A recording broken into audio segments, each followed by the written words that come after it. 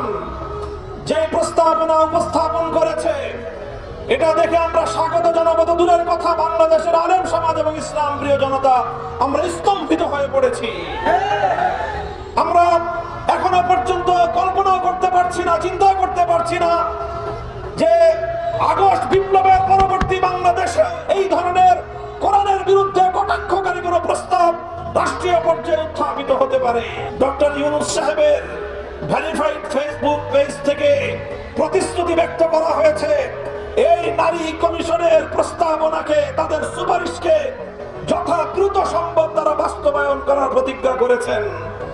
এই প্রতিজ্ঞা করার পর অর্থাৎ তারা আল্লাহর কোরআনের আইনকে, যতটুকু আইন পারিবারিক এবং উত্তরাধিকার আইনের মধ্যে এখনো বিদ্যমান রয়েছে, সেটাকে নাকি বাংলাদেশ থেকে উৎখাত করবেন, এই প্রতিশ্রুতি দিয়েছেন, এই অঙ্গীকার করেছেন ডক্টর ইউনূস সাহেব।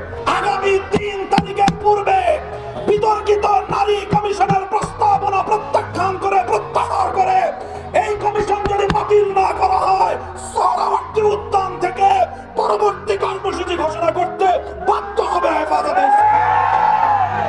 পরিষ্কার ভাষায় বলতে চাই, এমন ফু আমরা জানি 3 তারিখের পর আপনাকে ইঁদুর মারা ছেড়ে দেওয়া হবে।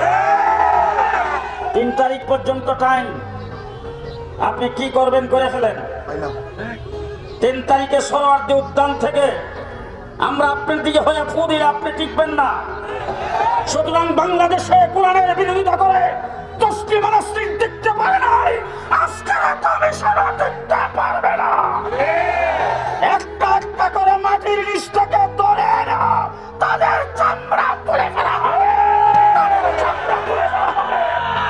শেষ কথা আপনাদের কাছে জানতে চাই, তসলিমা নাসরিন বিরোধী আন্দোলনে মানিক বিএনপির লং মারছে, পরের দিন পত্রিকা আসছিল 250 বাস রিজার্ভ করে নারায়ণগঞ্জ থেকে মানুষ যোগদান করেছে।